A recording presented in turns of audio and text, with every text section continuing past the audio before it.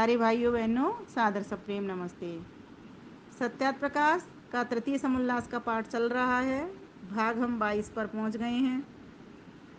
तो पिछले बार के भाग में हमने 21 में जाना था कि आचार्य अपने अंतेवासियों अर्थात शिष्य और शिष्याओं को किस प्रकार का उपदेश करे।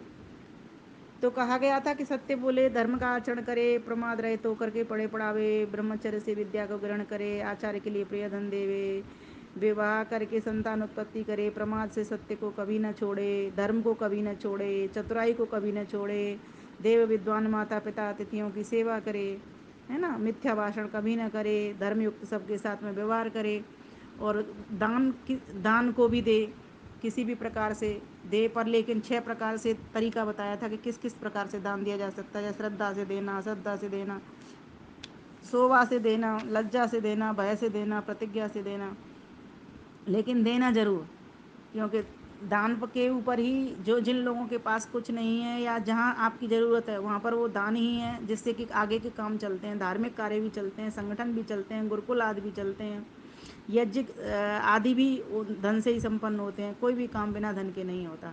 तो जो ज़्यादा धन वाले लोग हैं उन अगर वो दान ना करेंगे तो कैसे ये सब सारी संस्थाएं और ये काम चलेंगे। इसीलिए दान चाहे किसी भी तरीके से दे व्यक्ति, लेकिन दान अवश्य करे, है ना। और इस प्रकार से अब और भी बताया था कि कर्मशील उपासना ज्ञान में किसी प्रकार का कोई संशय उत्पन्न हो तो अपने उनके पास बैठे, योगी के पास बैठे, ज्ञानियों के पास बैठे, धार्मिक लोगों के पास बैठे। और यही आदेश हमको वेद ने दिया है, और वेदानुकूल ग्रंथ जो हैं हमारे दर्शन उपनिषद आदि उन्होंने भी यही दिया है हमको। तो इस प्रकार से हमको सभी को बरतना चाहिए और अपना चाल चलन अच्छा करना चाहिए। ये हमने पिछले भाग में जाना था। आज के भाग में मनुस्मृति का दूसरे अध्याय का फिर चौथा श्लोक दिया गया है। आइए पढ़ लेते हैं। क्या कहता है ये? अकामस्य क्रिया काचित् दृश्यते नेह कर्हिचित्, दृश्यते नेह कर्हिचित्, यद्यद्धि कुरुते किंचित्, यद्यद्धि कुरुते किंचित्, तत्तत्कामस्य चेष्टितं, तत्तत्कामस्य चेष्टितम्। ओम। इसमें कहा है, महर्षि आनंद सरस्वती लिखते हैं, मनुष्य को निश्चय करना चाहिए कि निष्काम पुरुष में नेत्र का संकोच विकास का होना भी सर्वथा असंभव है। इससे यह सिद्ध होता है कि जो जो कुछ भी वह करता है वह चेष्टा कामना के बिना नहीं है। यहाँ पर इस श्लोक के द्वारा स्वामी जी बताना चाह रहे हैं कि कोई व्यक्ति ये सोचे ना कि कामना रहित कर्म करे, तो कामना तो जीवात्मा का स्वभाव है। इच्छा, प्रयत्न, सुख दुख ज्ञानानि आत्मनो लिंगम, तो ये तो जीवात्मा का गुण है, इच्छा द्वेष आदि करना। तो इच्छा तो वो करेगा ही करेगा, है ना। निष्काम यहाँ पर जो बात बताई जा रही है वो कामना की बताई जा रही है कि इस बात को पक्का कर ले वो कि कामना तो होगी ही होगी। बिना कामना के तो ये नेत्र की पलकें भी हमारी नहीं झपकती और खुलती, अर्थात इनका भी संकुचन और विकास नहीं होता, ये भी असंभव है। इसीलिए जो जो भी कुछ करता है वह चेष्टा कामना के बिना नहीं है, ये सिद्ध से होता है। तो महर्षि दयानंद सरस्वती ने स्पष्ट कर दिया कि बिना कामना के कोई नहीं होता। यह श्लोक भी यही बताना चाह रहा है कि यदि कोई व्यक्ति ऐसा कहता हो कि मुझ में एक भी इच्छा नहीं है, एक भी कामना नहीं है, तो ऐसा होना असंभव है। क्योंकि व्यक्ति जो भी आँख की पलकें झपकता है वह भी सब कामना से ही वो झपका झपकी होती है। इसीलिए बिना कामना के ना कोई था, न है और न हो पाएगा। और यह जो अगर कोई ऐसा कहता है कि मैं बिना कामना के रहता हूँ, तो वो झूठ कहता है, समझो। एक हाथ भी अगर हम उठते हैं तो पहला व्यक्ति इच्छा करता है कि मैं हाथों को उठाऊं और किसी को दान दूं। पहले भीतर एक इच्छा आती है कि मैं कोई काम करूं, तब ये हाथ पैर हमारे चलते हैं। मैं कहीं जाऊं तब पैर चल पड़ते हैं। इंद्रियां हमारी इच्छा उठाने से ही काम करती हैं, बिना इच्छा उठाए ये नहीं होती। और ये जीवात्मा का अपना गुण है। आत्मा जब शरीर से निकल जाता है तो ना हाथ उठता, ना पैर उठता, ना शरीर में कोई और आँख हिलती, ना पलक हिलते। तो ये तो आत्मा इच्छा करेगा तभी कोई काम करेगा। इसीलिए इस यहाँ पर ये नहीं बताया जा रहा है, यहाँ पर ये बताया जा रहा है कि कोई भी व्यक्ति ऐसा नहीं हो सकता कि बिना कामना के कोई काम करे। हाँ, इसके अलावा जो कहते हैं कि निष्काम कर्म करो, यहाँ पर दो तरह से समझना है। तो इसका अर्थ यह है कि बिना सांसारिक सुख की कामना के कर्म करना है। संसार के सुख की कामना नहीं लेनी। किसकी कामना करनी है? मोक्ष की कामना करनी है। मोक्ष की कामना से किया गया कर्म निष्काम कर्म कहलाता है। तो इसीलिए हमको क्या करना है? कामना तो करनी है, लेकिन संसार के सुख की नहीं करनी, संसार में सुख नहीं लेना। तो कहाँ की करनी है? मोक्ष के सुख की करनी है।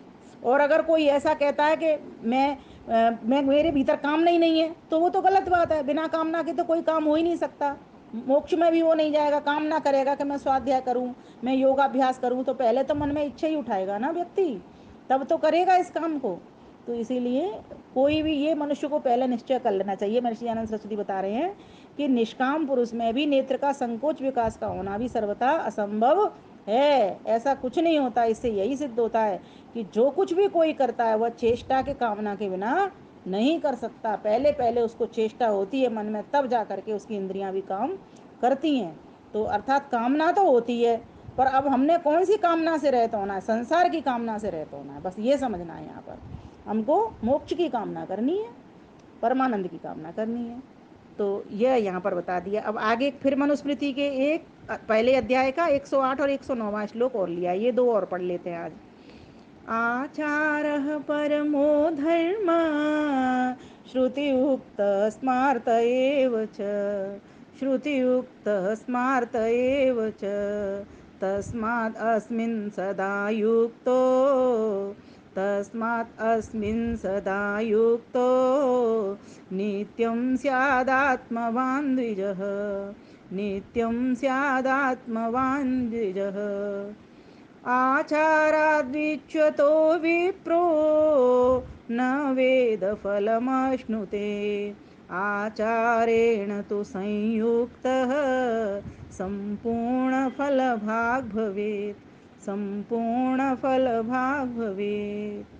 तो इसमें क्या कहा है मनु महाराज ने? तो महर्षि आनंद सरस्वती बता रहे हैं, कहने, सुनने, है ना, सुनाने, पढ़ने, पढ़ाने का फल यही है कि वेद और वेद के अनुकूल स्मृतियों में प्रतिपादित धर्म का आचरण करना। इसलिए धर्माचार में सदा युक्त रहें। मुख्य बात क्या है? धर्म का आचरण करना, तभी उसका लाभ है। फिर कहा, क्योंकि जो धर्म आचरण से रहता है वह वेद प्रतिपादित धर्मजन्य सुख रूप फल को प्राप्त नहीं हो सकता, और जो विद्या पढ़ के धर्म आचरण करता है वही संपूर्ण सुख को प्राप्त होता है। यहाँ बता दिया गया कि जो धर्म के आचरण से रहता है वह तो सुख रूप फल को प्राप्त हो ही नहीं सकता, और जो विद्या पढ़ के धर्म का आचरण करता है वही संपूर्ण सुख को प्राप्त होता है। सीधी सी बात है ये तो हम लोग विद्या पढ़ लें और उसे जीवन में ना उतारें तो कोई मतलब नहीं उसका। तो विद्या का लाभ तो तभी है जब वो जीवन में उतरे, हमारे धर्म में उतरे, अर्थात हम धर्म युक्त कर्म करें। तो आज के लिए ये दो श्लोक और ले लिए हैं। अब आगे के श्लोक और बताए जाएंगे, इनको हम अगली बार ले लेंगे। वीडियो बढ़ाना हो जाए इसलिए मैं इसको यहीं बंद करती हूँ। आप सभी पढ़ते रहिए, परीक्षा देते रहिए। बहुत अच्छा विषय चल रहा है, बहुत ज्ञानवर्धक चीज़ें हैं ये। महर्षि दयानंद सरस्वती का ये जो श्रम है, ये अगर हम पढ़ेंगे तो व्यर्थ नहीं जाएगा, और हम पढ़ करके आगे लोगों को पढ़ाएंगे, अर्थात इस वीडियो को भी अगर हम आगे आगे साझा कर देते हैं तो समझो हम बहुत बड़ा पुण्य का काम कर रहे हैं। क्योंकि हम सब यही चाहते हैं कि सभी सुखी रहें। सर्वे भवन्तु सुखिनः तभी होगा जब हम अपने साथ साथ सभी की उन्नति जानेंगे और सभी की उन्नति में अपनी उन्नति जानेंगे। आप सभी का धन्यवाद। नमस्ते।